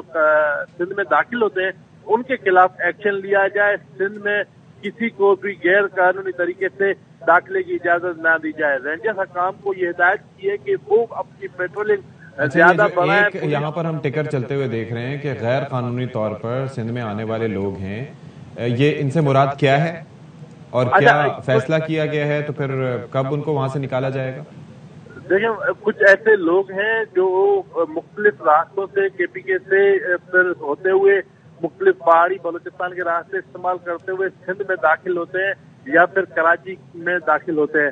تو ان کو روکنے کا ایک جامع پالیسی بنانے کی ہدایت کی گئی ہے کیونکہ یہ وہ افراد ہیں جو دہشت گردی کے واقعات میں یا پھر اسٹریٹ کرائم ہیں. یہ جو غیر ملکی ان کا تعلق کون سے ملک سے بتایا گیا زیادہ تر جو یہاں پر مقیم ہے اس طرح کے؟ کراچی میں جو غیر ملکی ہیں جن کی تعداد لاکھوں میں ہے وہ ہمارے پڑوسی ملک سے ان کا تعلق ہے اور ان پر یہ ماضی میں بھی الزام لگتے رہے ہیں کہ وہ پاکستان میں اسٹریٹ کرائم کے واقعات ہیں ان میں ملوث ہیں. کراچی میں جو چوری کے واقعات ہوتے ہیں ان میں اکثر ان افراد کا تعلق ہوتا ہے تعلق پڑوسی ممالک سے ہے. تو ان افراد کو روکنے کی ایک جامع پالیسی بنانے کی حکم دیا گیا ہے اور انہیں روکنے کی ہدایت کی گئی ہے. آج کے جو اجلاس ہے اس میں اسٹریٹ کرائم کو فوکس رکھا گیا ہے اور یہ فیصلہ کیا گیا ہے. اللہ کرے جی آج کے اجلاس کا پھر فائدہ بھی ہو اور کراچی والے اس کا فائدہ دیکھیں بھی. بہت شکریہ جی. سنجے سادھوانی ہمارے نمائندے ہمارے ساتھ موجود تھے اور ہم بات کر رہے تھے کراچی میں جو امن و امان کی صورتحال اس حوالے سے اہم اجلاس ہوا ہے.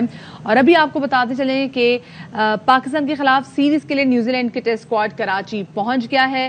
نیوزی لینڈ کی ٹیم EK600 سے براستہ دبئی کراچی پہنچی ہے اور مہمان ٹیم کی آمد پر پرائیویٹ جو ایئرپورٹ ہے اس کے اطراف سیکیورٹی بھی سخت کی گئی ہے. اچھا جی, ٹیم سعودی قیادت کریں گے اور مہمان ٹیم ٹیسٹ سیریز کھیلے گی ان کی قیادت میں اور ون ڈے سیریز میں کین ولیمسن قیادت کریں گے کیوی ٹیم کی.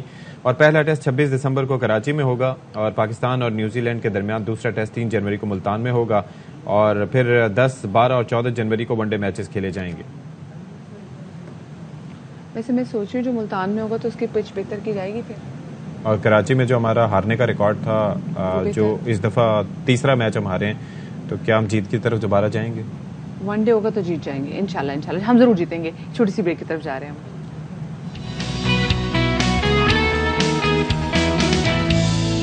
جی تو welcome back after the break. اور ایک افسوسناک خبر بھی آپ کے ساتھ شیئر کریں کہ انوکھا لاڈلا کھیلن کو مانگے چاند سے شہرت حاصل کرنے والی بلقیس خانم کل کراچی میں انتقال کر گئیں اور آج بعد از نماز مغرب ان کے نماز جنازہ بھی ادا کی جائے گی. امام بارگاہ خیر العمل میں ان کی نماز جنازہ ادا کی جائے گی اور بڑی خدمات ہیں ان کی میوزک کو لے کر. فلم میں, ریڈیو میں, ٹیلی ویژن پہ بہت سارے ان کے گانے مقبول ہوئے. مرحومہ کی آگے کی منزلوں کو آسان کرے. اور استاد رئیس خان کی یہ اہلیہ تھیں جو کہ ستار کے بڑے زبردست ایک پلیئر تھے اور اس کے ساتھ ساتھ جو ہے وہ ان کے بھائی محسن رضا ایک کمپوزر ہیں بڑے مشہور و معروف. پورے گھرانے کی خدمات میوزک کو لے. جی یہاں پر وقت ہو گیا جی آپ سے اجازت لینے کا. آپ لوگ اپنا بہت سارا خیال رکھیے گا. شاد رہیے, آباد رہیے. اللہ